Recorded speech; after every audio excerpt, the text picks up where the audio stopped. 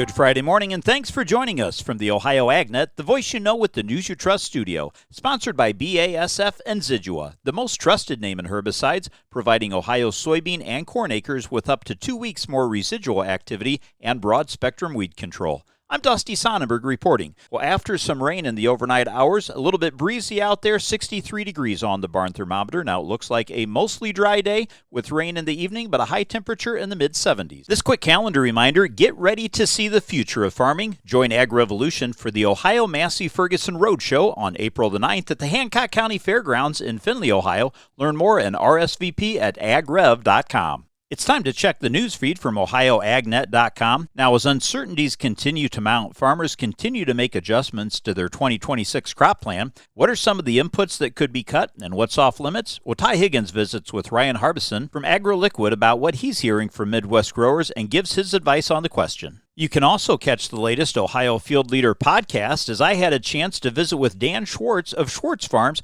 talking about exporting Ohio food-grade soybeans to the Japanese market. We talk about the quality of Ohio food-grade soybeans and the importance of relationships. You can also catch a great article by our own Allison Kinney as she took a look at Eagle's Nest Hatcheries. After more than a century serving Ohio's poultry industry, Eagle's Nest Hatchery is entering a new chapter under new ownership. And we have an article up by Luke Schulte from Beck's Hybrids talking about planting populations as we go into the spring season. All of that, as well as an opinion piece about solar farms and data centers, up now at OhioAgNet.com. And this news feed brought to us by Tempte Incorporated. Tempte is now factory direct in Sidney, Ohio. From trailer sales to parts and trailer service, our team is ready to keep you moving. Stop in today or call them at 326-206-2062. Let's check in now with Joe Everett as he has news on the Ag Innovation Challenge. The American Farm Bureau Federation, in partnership with Farm Credit, is now accepting applications for the 2027 Ag Innovation Challenge, and you've got until June 5th to get signed up. Now in its 13th year, the nationwide competition highlights startup companies working on real solutions for farmers, ranchers, and rural communities. There's some serious money on the line. The overall winner will take home $100,000 in startup funds. The runner-up gets $25,000, and two more finalists will each receive $10,000. Farm Bureau President Zippy Duvall says encouraging innovation is key to keeping American agriculture strong, and if you've got a business idea that can help move the industry forward, now's the time to apply. Once applications close in early June, 10 semifinalists will be announced September 2nd, and from there, they'll pitch virtually for a spot in the Final Four. To learn more, go to farmbureau.org. For the Ohio AgNet, I'm Joe Everett reporting. Thanks, Joe. Well, let's take a look now at your Good Friday morning weather forecast. This weather update brought to us by Seed Consultants. Simply better performance. You can learn more online at seedconsultants.com. Lingering scattered showers over Ohio today. I'm Chief Meteorologist Ryan Martin. Let's take a look at your forecast update. What we're dealing with here is the remains of the frontal boundary that tried to track through the area last night. Though this is going to yield some pop-up scattered showers, we never really completely dry out, and then we start to see the advancement of our next weather system from the west via warm front overnight tonight into tomorrow. So we'll see an increase in showers and thunderstorms after sunset and up toward midnight. But eventually we have to deal with the entire front coming through tomorrow. Rain and thunderstorms maybe into very, very early Sunday. At this point, anywhere from 1/10 to 3/4 of an inch of moisture out of that front easily, maybe an inch in spots. But the good news is we are dry for Easter Sunday. We're chilly but dry. We turn colder for Sunday, Monday, and Tuesday of next week. Moderating temperatures late next week will likely yield a return of moisture again. I'm Ryan Martin. Thanks, Ryan. Stay tuned. We'll be back with more after this. Hey farmers, planting season is almost here, and Ohio AgNet wants to bring lunch to your farm. Our Feeding Farmers contest is going statewide, and we'll soon be picking farms across Ohio to receive a visit from the Ohio AgNet and free lunch for your farm family and crew. If you'd like us to stop by, get signed up today. Just visit ohioagnet.com/feedingfarmers to enter. Feeding Farmers is brought to you by Ag Revolution, Paradise Energy Solutions, and the Ohio AgNet, the voice you know with the news you trust. So many things that can have an impact on agriculture are out of the farmer's control. Yet when the weather doesn't cooperate, markets go lower, or equipment breaks down, the farmer blames themselves. Hi, I am Nathan Brown, a Highland County farmer and a member of the Ohio Farm Bureau Board of Trustees. If you or someone you know is struggling with stress on the farm, text 4HOPE to 741-741 or go visit gotyourbackohio.org. A message from the Ohio Farm Bureau Federation. And welcome back to the Ohio AgNet. Let's catch up now with Joel Penorwood as he has an update on watershed research. Joel Penorwood here for the Ohio AgNet, talking watersheds today as we're on the heels of a recent meeting that has some pretty interesting implications possibly for down the road. And joining us on the other end of the line, Dr. Jay Martin, Distinguished Professor of Food, Agricultural, and Environmental Sciences in Ecological Engineering at The Ohio State University. Let's talk about the Pilot Watershed Project, and it's focused primarily over there in Shallow Run area in Hardin County, but it's pretty exciting what you guys are doing. Give us a rundown. Yeah, we're seeing really exciting water quality improvements. Looking at Lake Erie, we've been trying to get to a 40% reduction in phosphorus for many years and haven't really seen the needle move very much. And so the goal with this project was to shrink the scale from the whole Maumee watershed to a more approachable scale, about 5,000 acres, heavily invest in practices, farmer communication and engagement, and also water quality monitoring to demonstrate how we can move the needle with the adoption of conservation practices on fields. And the really encouraging result we're seeing is that after 1 year, we have a 38% reduction in phosphorus from this watershed, which isn't quite to the 40% goal, but I hope that in future years we can pass and exceed that watershed goal. The amount of acres that are participating in this project, as we were talking before the call, is pretty notable. Yeah, it's especially notable because we're batting much higher than the average acres you see across the Western Lake Erie Basin. So, for instance, subsurface placement of phosphorus, which we think is one of the most important practices to improve water quality and reduce phosphorus runoff, we see 33% of the acres in the Pilot Watershed Project participating, and that's compared to just 11% of the acres across Hardin County. So we have 3 times the adoption of that practice.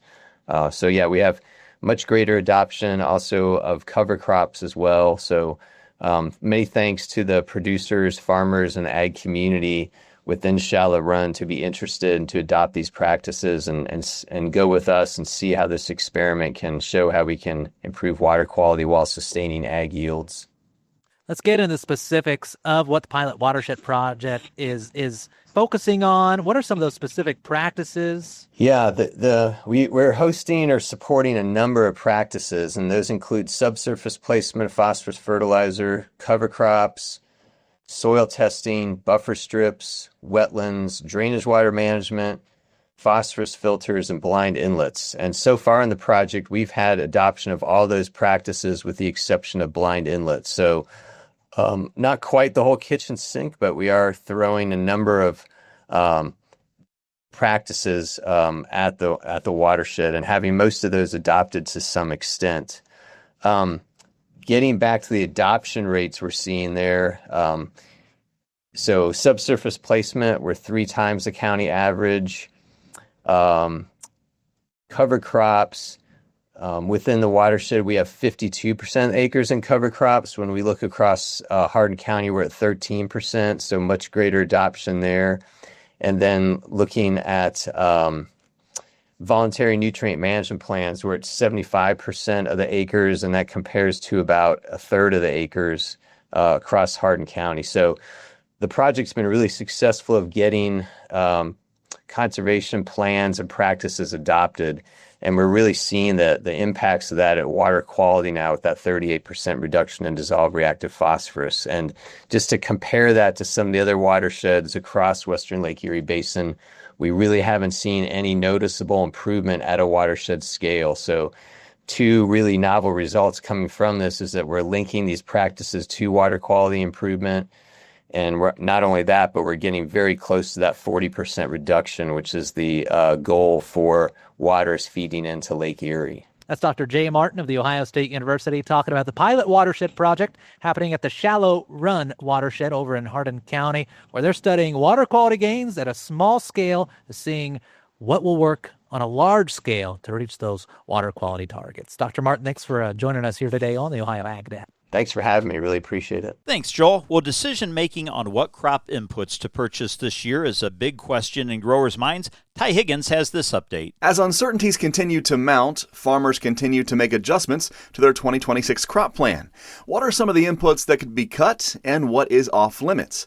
I visit with Ryan Harbison from AgroLiquid about what he's hearing from Midwest growers and his advice as he sees some farmers maybe overcorrecting in what they cut this year. It's one of those don't throw the baby out with the bathwater type thing, right? And we understand that we have to really look. And so maybe we're looking at sources of fertilizer and then what source is going to give you the best return on your farm, right? So you can buy a cheap fertility, but you may not get a return out. So at the end of the day, you just bought a cheap fertility, but didn't really return.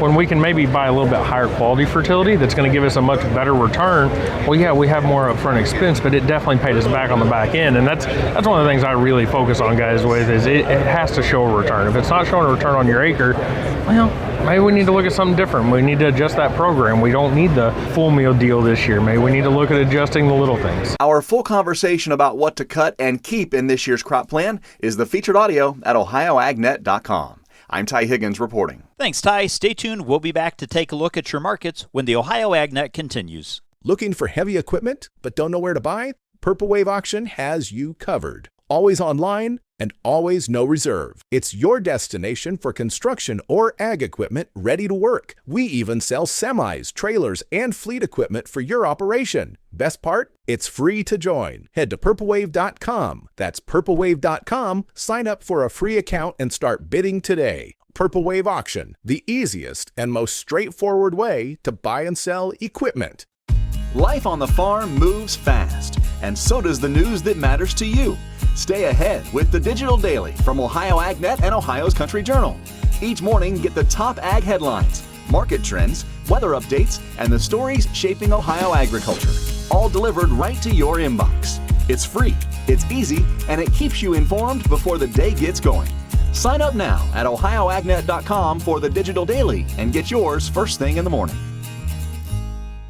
I'm Liz Funderburg from Union County, and this is the Ohio AgNet. Thanks, Liz. Well, the markets are closed today for the Good Friday holiday. They will resume trade on Sunday night. Taking a look at what's impacting the cattle market, after trading lower over the last month, the cattle complex has finally regained some bullish favor in the marketplace, and this could not be happening at a more opportunistic time as the market desperately hopes to see a spring rally. Now, late last week, the market began to softly change its tune and trade higher thanks to the additional support from the Fed cash cattle market, which was able to hold prices mostly steady, and traders were more than willing to help advance the futures contracts, and box beef prices began to find some stability. Let's take a look at what's impacting the markets. Today's market analysis is brought to you by the Louis Dreyfus Company. Excited to bring a brand new soybean crush facility to Upper Sandusky, Ohio. Learn more about marketing your soybeans with LDC at 574-566-2113. Grain markets finished mixed yesterday, lower on soybeans, slightly lower on corn.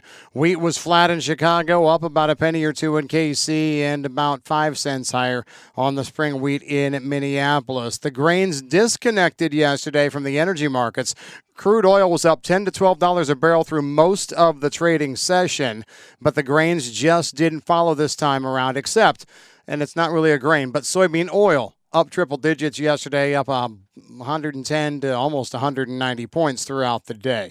The release of the EPA's RVO and SRE numbers really has come and gone, and the market is saying, who knows. Planting intentions report, again, who knows. Farmer participation in the surveys were not great. Most of the market thinks that there's going to be a move to try and reevaluate once we get back from the 3-day holiday weekend. No trade on Friday here because of Good Friday. I'm Ryan Martin. Thanks, Ryan. Let's take a look now at those closing numbers from the Chicago Board of Trade. This market recap brought to us by Seed Consultants. Simply better performance online at seedconsultants.com. May corn closed down 2 cents at $4.52 1/4, and July corn was down a penny and 3/4 at $4.63 1/4. May soybeans closed the day down a nickel at $11.63 1/2, with July beans down 4.5 cents at $11.80, and May Chicago wheat closed up 3/4 penny, $6.09 1/2. In the livestock markets, April live cattle closed up $2.15 at $246.20, and June cattle were up $1.97 $246.32 1/2. April lean hogs were down 57.5 cents at $90.35, and May hogs down 77.5 at $96 even. This is the Ohio AgNet.